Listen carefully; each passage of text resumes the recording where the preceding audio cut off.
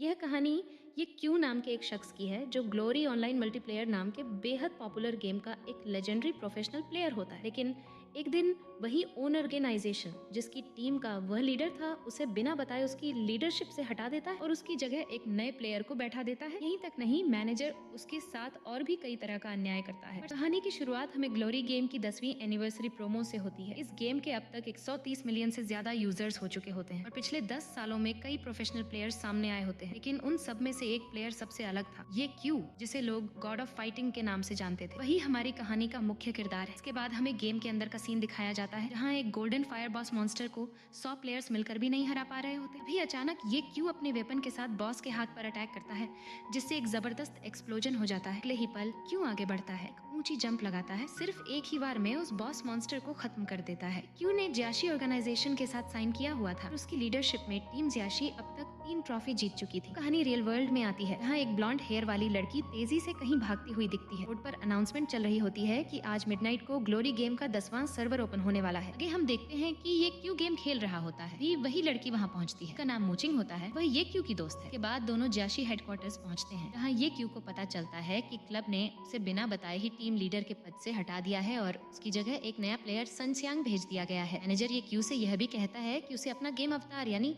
D भी सन श्यांग को सौंपनी होगी। सुनते ही मूचिंग को बहुत गुस्सा आ जाता है, लेकिन ये क्यू उसे शांत कर देता है। जब ये क्यू अपनी आईडी सौंपता है तो उसके हाथ कांपने लगते हैं। सन श्यांग तंज कसते हुए कहता है, हमारे हाथ तो कांप रहे हैं, ऐसे हाथों से तुम ग्लोरी कैसे खेल पाओगे, सब कुछ मुझ पर छोड़ दो। के बावजूद ये क्यू अपनी आईडी छोड़ने में हिचकिचाता है। अभी मैनेजर कहता है कि फिलहाल क्लब के पास उसके लिए कोई भी सूटेबल अकाउंट नहीं है और वह चाहे तो सिर्फ ट्रेनिंग पार्टनर बनकर रह सकता है। क्यू साफ मना कर देता है और अपने कॉन्ट्रैक्ट को टर्मिनेट करने की बात करता है। मैनेजर उसे रोकने की कोशिश करता है और कहता है कि क्लब उसकी सेवाओं के बदले ज्यादा क्रूर नहीं होगा, लेकिन ये क्यू सीधा जवाब देता है, बस छोड़िए, सीधे मुद्दे पर आइए। अभी मैनेजर उसके सामने एक कॉन्ट्रैक्ट रखता है और कहता है कि उसे अपने रिटायरमेंट की ऑफिशियल अनाउंसमेंट करनी होगी। ये क्यू समझ जाता है कि क्लब ने पहले से ही सब कुछ तय कर लिया है। मैनेजर कॉन्ट्रैक्ट आगे बढ़ाते हुए कहता है, तुम्हें अपने रिटायरमेंट की ऑफिशियल अनाउंसमेंट करनी होगी। ये सुनकर क्यों ठंडी हंसी हंसता है, तो मतलब तुम लोगों ने पहले से ही सब कुछ प्लान करके रखा था। इतने में मूचिंग गुस्से में आकर कॉन्ट्रैक्ट झपट लेती है और कहती है, सीधा रिटायरमेंट, और तुम इसे क्रूर नहीं कह रहे हो?" मैनेजर जवाब देता है, क्यों अब 25 साल का हो चुका है, रिटायर हुए प्लेयर्स को दोबारा लौटने के लिए कम से कम 1 साल का इंतजार करना पड़ता है। मूचिंग और भी भड़क जाती है, मतलब तुम लोग पूरी तरह से इसे बर्बाद करना चाहते हो। तभी क्यू शांति से मूचिंग के हाथ से कॉन्ट्रैक्ट ले लेता है। कोई बात नहीं मूचिंग, मैं इस कॉन्ट्रैक्ट को एक्सेप्ट करता हूँ, ये कहकर क्यू कॉन्ट्रैक्ट पर साइन कर देता है। ये देखते ही मैनेजर के चेहरे पर संतोष भरी मुस्कान आ जाती है। बाहर निकलने के बाद मूचिंग क्यू से पूछती है, तुमने रिटायरमेंट क्यों चुना? क्यू जवाब देता है, अभी तुम इसे समझ नहीं पाओगी, क्लब की नजरों में अब मेरी कोई वैल्यू नहीं बची है। लेकिन ऐसा क्यों? तुम्हारी एबिलिटीज तो किसी से भी बेहतर है, मूचिंग कहती है। क्यू शांत आवाज में बोलता है, आज की लीक्स पूरी तरह कमर्शियल हो चुकी है और मैंने ना कभी अपनी कमर्शियल वैल्यू को प्राथमिकता नहीं दी। फिर वह मुस्कुराते हुए कहता है, चिंता मत करो, अब तुम घर जाओ। इतना कहकर क्यू अपने रास्ते पर निकल पड़ता है। पीछे से मूचिंग पूछती है, अब आगे तुम्हारा क्या प्लान है? कुछ नहीं, क्यू जवाब देता है, बस 1 साल आराम करूंगा। मूचिंग अब भी उदास रहती है। इधर क्लब के अंदर सन श्यांग मैनेजर से पूछता है, उसने ऐसा रास्ता क्यों चुना जिससे उसका करियर खत्म हो जाएगा? मैनेजर जवाब देता है, उसके पास कोई और ऑप्शन नहीं था, टर्मिनेशन फीस देना उसके लिए नामुमकिन था। फिर वह गंभीर होकर कहता है, सच में वो बेस्ट ऑफ द बेस्ट था। पहले के प्रोफेशनल्स आज जितने पॉपुलर नहीं होते थे, उनके पास गेमिंग के अलावा कोई खास स्किल भी नहीं होती थी। जैसे उनका गेमिंग करियर खत्म होता, उनकी कमाई का एकमात्र जरिया भी खत्म हो जाता। सन श्यांग हैरानी से पूछता है, तो क्या क्यू ने अपने पैसों से उनकी मदद की थी? हाँ, मैनेजर सिर हिलाते हुए कहता है, आज की तारीख में उसके खुद के हालात भी अच्छे नहीं है। मजा तो फिर वो स्पॉन्सरशिप क्यों ठुकराता रहा? कौन जाने, मैनेजर कहता है, वो थोड़ा अजीब किस्म का इंसान था। आगे क्यू एक नेट कैफे पहुंचता है जहाँ कई लोग ग्लोरी गेम खेल रहे होते हैं। वह बिना किसी आईडी के आगे बढ़ता है और एक कंप्यूटर के पास बैठ जाता है। वहाँ एक लड़की गेम खेल रही होती है, लेकिन वे हार जाती है। लड़की क्यू से पूछती है, क्या तुम यहाँ खेलना चाहते हो? हाँ, क्यू जवाब देता है। लड़की अपनी सीट छोड़कर चली जाती है। हमें पता चलता है कि वह किसी से वर्सेस बैटल में 52 बार हार चुकी थी। तभी पीछे से कोई आवाज आती है, बॉस आपने लॉग आउट नहीं किया है, कोई आपके अकाउंट से खेल रहा है। ये सुनते ही लड़की तुरंत वापस आती है, लेकिन वह चौंक जाती है। जिस ओपोनेंट को वह इतने समय से हरा नहीं पा रही थी, क्यू ने उसे सिर्फ एक ही मैच में हरा दिया था। लड़की जो उस नेट कैफे की मालकिन होती है हैरानी से पूछती है, तुम्हें कितना टाइम लगा? 40 सेकंड, क्यू जवाब देता है, मेरे हाथ थोड़े ठंडे हैं, वरना 30 सेकंड में ख़त्म कर देता। यह सुनकर लड़की पूरी तरह हैरान रह जाती है और सोचने लगती है कि आखिर उसके सामने इतना प्रो प्लेयर कौन हो सकता है। क्यू ने अभी तक अपना चेहरा रिवील नहीं किया होता, इसलिए आम लोग उसे पहचान नहीं पाते। ऐसे में लड़की का शक करना लाजमी था। तभी काउंटर पर काम करने वाली लड़की क्यू की आईडी लेकर आती है। जैसे ही बॉस उस आईडी को देखती है, उसका चेहरा उतर जाता है, क्योंकि उस आईडी पर लिखा होता है, पर यहाँ भी वही नाम लिखा होता है, ये छू। वे चुपचाप आईडी क्यू को लौटा देती है। आगे क्यू की नज़र दीवार पर लगे नोटिस पर पड़ती है, जहाँ नेट कैफे के नाइट सुपरवाइजर की रिक्वायरमेंट लगी होती है। क्यू ये जॉब करने के लिए तैयार हो जाता है। इसी रात ग्लोरी गेम का नया 10वां सर्वर ओपन होने वाला होता है। क्यू एक बार फिर से बिल्कुल फ्रेश स्टार्ट करने वाला होता है और इसके लिए उसे 10वें सर्वर पर एक नई आईडी चाहिए होती है। क्यू पिछले 10 सालों से ग्लोरी खेल रहा था, इसलिए उसके पास एक पुरानी आईडी भी होती है। जैसे ही बॉस उस आईडी को देखती है, वह हैरान रह जाती है। वाओ, एक फर्स्ट एडिशन ग्लोरी कार्ड। तुम कब से ग्लोरी खेल रहे हो? लगभग 10 साल हो चुके हैं। बॉस सोच में पड़ जाती है। 5 साल खेलने वालों को ही वेटरन कहा जाता है और यह इंसान सही 10 साल से खेल रहा है। इसी बीच 10वां सर्वर ओपन हो जाता है। हर तरफ प्लेयर्स लॉग इन कर रहे होते हैं, जबकि क्यू आराम से बिगिनर गाइड खाना पढ़ रहा होता है। सब लोग लॉग इन कर रहे हैं। और तुम यहाँ बिगिनर गाइड पढ़ रहे हो?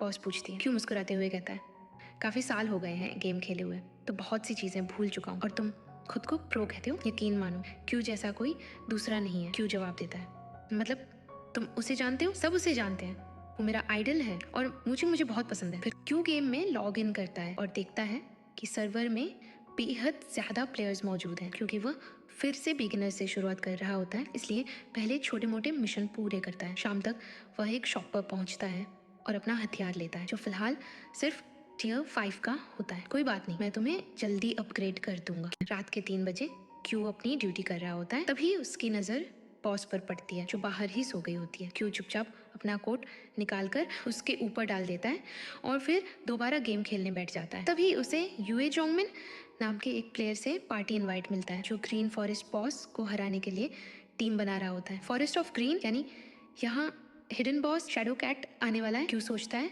और पार्टी ज्वाइन कर लेता है। गेम के अंदर पार्टी का लीडर यूए होता है। बाकी तीनों प्लेयर्स उससे बार बार कहते हैं, भाई मॉन्स्टर से हमें बचा लेना। तभी सिस्टम से अनाउंसमेंट आती है, शैडो कैट स्पॉन होने वाला है। क्या बात है हिडन बॉस? यूए सोचता है, आज बढ़िया पैसा बनेगा, इन नूब्स को कुछ भी नहीं दूंगा। वह बोलता है, सुनो नूब्स, पहले शैडो कैट को खत्म करेंगे, फिर पूरा सर्वर हमारा नाम जानेगा। तभी शैडो कैट स्पॉन होता है और आते ही सब पर अटैक कर देता है। क्यू तुरंत एक मेंबर को हील करता है। नाइस ब्रो, बाकी सब मुझ पर छोड़ दो, यूए कहता है। यूए ठीक ठाक तरीके से शैडो कैट को टैंक कर रहा होता है और बाकी तीनों को दूर से सपोर्ट करने के लिए कहता है। सब कुछ सही चल रहा होता है, तभी शैडो कैट अचानक अपनी स्पीड बढ़ा देता है। क्यू तुरंत मॉन्स्टर की मूवमेंट डायरेक्शन बता देता है। शैडो कैट यूए पर अटैक करता है, लेकिन क्यू की जानकारी की वजह से यूए समय रहते उसका अटैक ब्लॉक कर लेता है। लेकिन तभी अचानक शैडो कैट का एग्रो बदल जाता है और वह सीधे क्यू की दी गई जानकारी की वजह से यूए उसका अटैक समय पर ब्लॉक कर लेता है। लेकिन अचानक ही यूए शैडो कैट के एग्रो यानी डायरेक्ट अटैक रेंज से खुद को दूर कर लेता है। क्यू तुरंत नोटिस करता है कि यूए का एचपी और एमपी बिल्कुल ठीक है। उसी पल वह समझ जाता है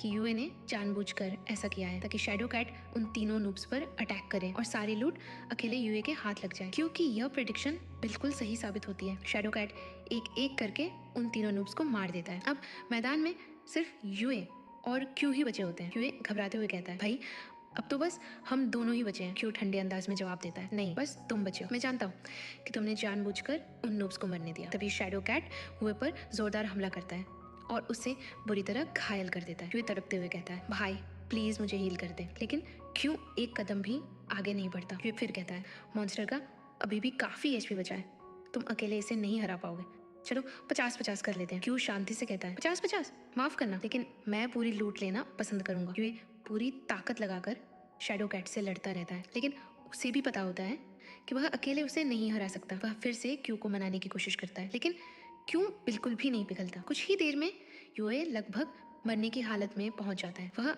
आखिरी बार चिल्लाता है, प्लीज मुझे बचा लो, तुम्हें पता नहीं है कि मून गिल्ड कितनी टफ है। असल में यूए ने बहुत मुश्किल से मून गिल्ड ज्वाइन की थी। अगर वह यहाँ इस तरह हार जाता तो उसकी और गिल्ड दोनों की भारी बेइज्जती होती, लेकिन अंत में यूए वहीं खत्म हो जाता है।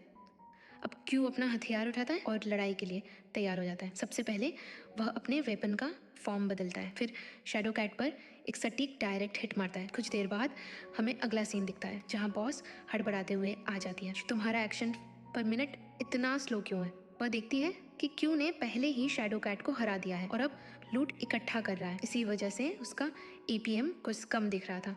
कमाल है, तुम इस सर्वर में पहले इंसान हो जिसने शैडो कैट को हंट किया है।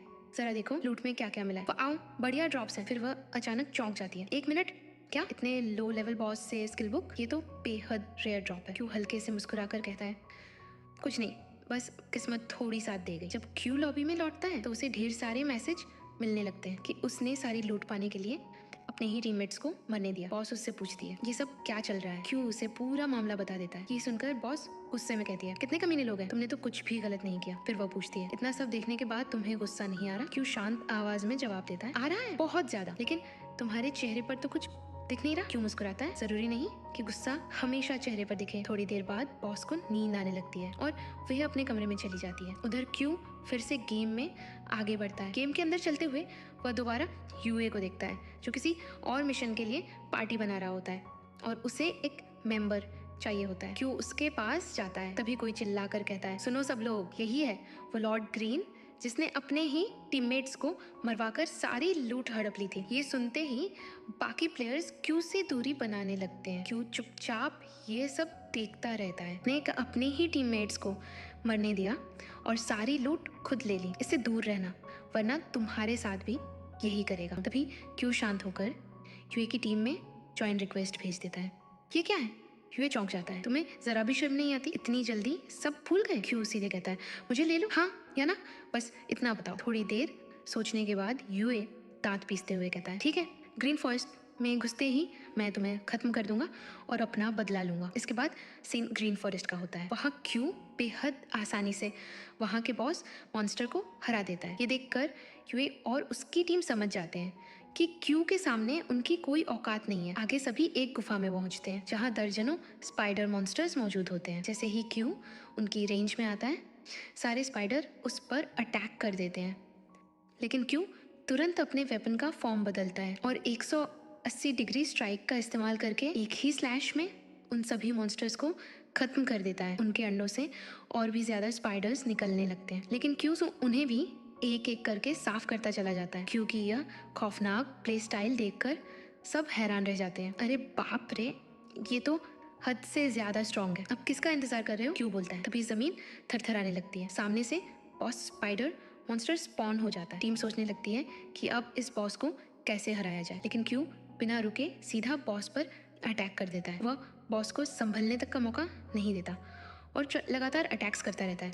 बाकी सब सिर्फ अने देखते रह जाते हैं, क्योंकि उसकी स्पीड देखकर साफ समझ आ जाता है कि उसका APM कम से कम 200 प्लस है। कुछ ही देर में क्यू बॉस स्पाइडर को भी खत्म कर देता है। तुरंत सिस्टम अनाउंसमेंट होती है, 10वीं server Spider Boss, first kill by Sleeping Moon, Sunset Cloud, Peaceful Departure और लॉर्ड ग्रिम। लॉर्ड ग्रिम यानी क्यू का नाम अब दूसरी बार सर्वर में गूंजता है। ये देखकर एक दूसरी टीम क्यू के बारे में क्यूरियस हो जाती है। वे भी उसी स्पाइडर बॉस को मार चुके होते हैं, लेकिन 10 सेकंड लेट हो जाते हैं। लॉर्ड ग्रिम नाम 2 बार आ चुका है, आखिर ये है कौन? शायद कोई स्मर्फ हो। स्मर्फ ऐसे प्लेयर्स होते हैं जो नया अकाउंट बनाकर नए प्लेयर की तरह खेलते हैं, जबकि असल में वे बेहद एक्सपीरियंस्ड होते हैं। जो भी है उसे ढूंढो, वे कहते हैं। इधर यूए को छोड़कर बाकी तीनों प्लेयर्स क्यू के फैन बन जाते हैं। तभी जमीन फिर से कांपने लगती है। सिस्टम अनाउंसमेंट आती है, hidden boss spider Lord appearing. क्या एक हिडन बॉस? क्या तुम इसे हरा सकते हो? क्यू शांत स्वर में जवाब देता है, हाँ, लेकिन कुछ शर्तों के साथ। स्किल्ड ब्रो, जो चाहिए ले लो, तुम पार्टी के लीडर बन जाओ, ठीक है? क्यू कहता है। वह सीधे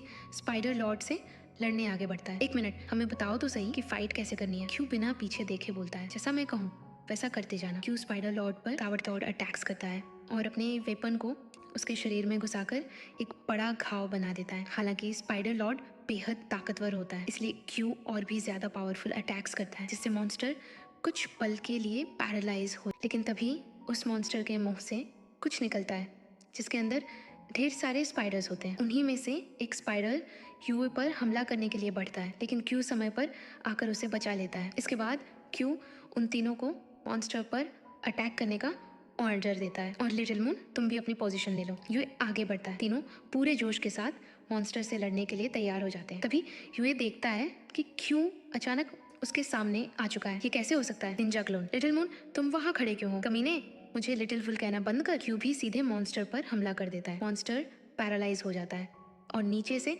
सभी बिना डरे लगातार अटैक्स करने लगते हैं। आखिरकार वह बॉस भी खत्म हो जाता है। इसके बाद हमें फिर से ब्लू की टीम दिखाई जाती है, जो लॉर्ड ग्रिम यानी क्यू के बारे में बात कर रही होती है। तभी उनके सामने एक अनाउंसमेंट आती है। क्यू और उसकी टीम ने स्पाइडर क्यू के हिडन बॉस को फर्स्ट किल कर लिया है। ये सुनकर न सिर्फ ब्लू की टीम बल्कि बाकी सभी प्लेयर्स भी हैरान रह जाते हैं। इसके बाद हमें क्यू दिखाई देता है, जिसने सारी रेयर लूट कलेक्ट कर ली होती है। लॉबी में आते ही उसे कई फ्रेंड रिक्वेस्ट मिलती हैं, जिनमें से आधे से ज़्यादा ब्लू रिवर की होती है। क्यू उसकी रिक्वेस्ट एक्सेप्ट कर लेता है। तुरंत ही ब्लू रिवर का मैसेज आता है।